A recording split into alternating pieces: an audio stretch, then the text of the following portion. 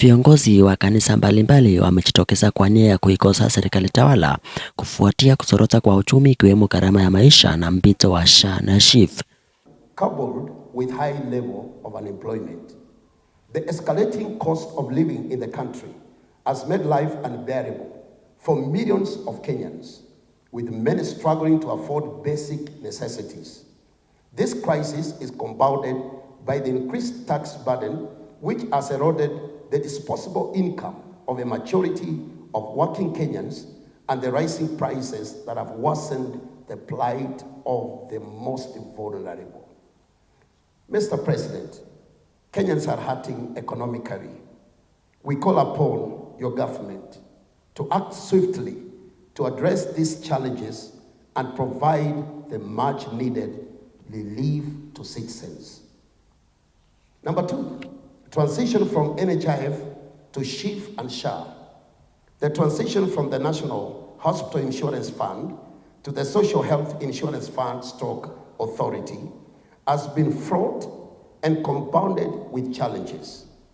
This change was meant to be the beginning of a major transformation towards universal health coverage.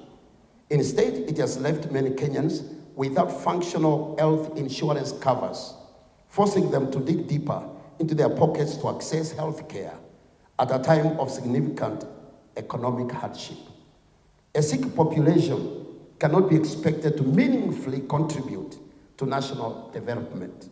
The government must urgently and systematically look into the transitional process to ensure all Kenyans have access to affordable and reliable health care services. Number three, lecturer strike in public universities. We are glad that recent public university lecturer strike was resolved. We recommend that a solution to address grievances of employees in all sectors of our country be found to avert such disruptions in the future. We implore on government to take urgent steps to stabilize educational institutions, which is critical to the nation's future. This includes addressing the new university funding model coupled with the financial struggles being experienced in many public universities across this country. Number four, impending crisis in transition to grade 9. Still in the education sector, the competence-based curriculum CBC transition to grade 9 is facing an imminent crisis.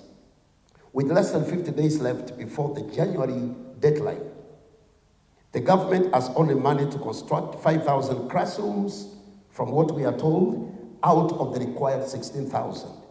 This lack of preparedness threatens to derail the education of thousands of children in this country. The government must prioritize this transition to avert a national education disaster. 5, reconstitution of the IEBC.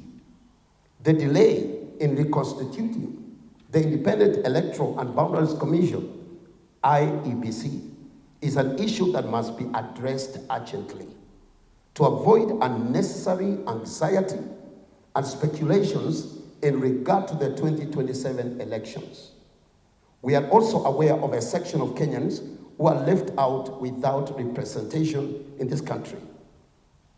This denies citizens their constitutional right to representation and exposes the country to risks of instability, as experienced in past election disputes. We do not want this to recur.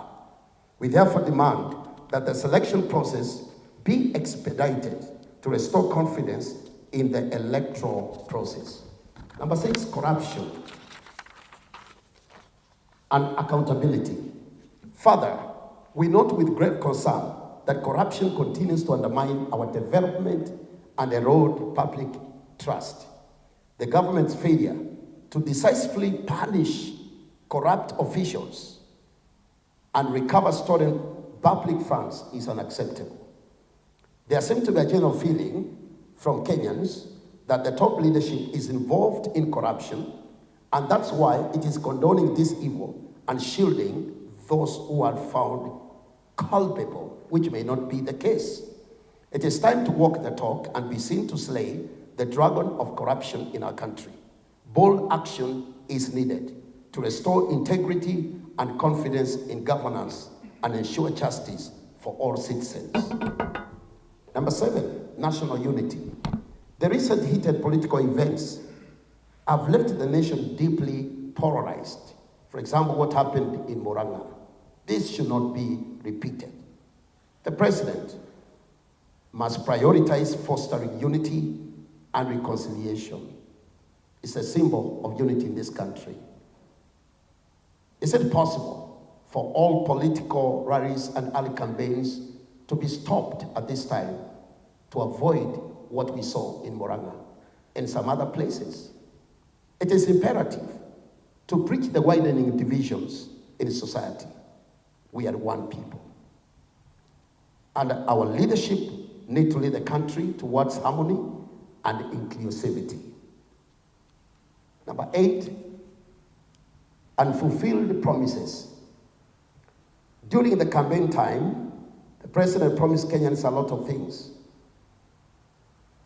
The expectations of Kenyans were raised. The reality is that all could not be fulfilled at once. We advise, as the clergy, the president, if possible,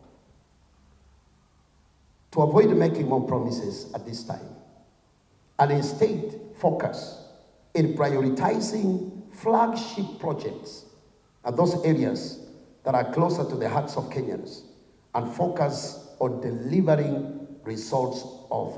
Robert Ngeno, runinga ya Bororiet.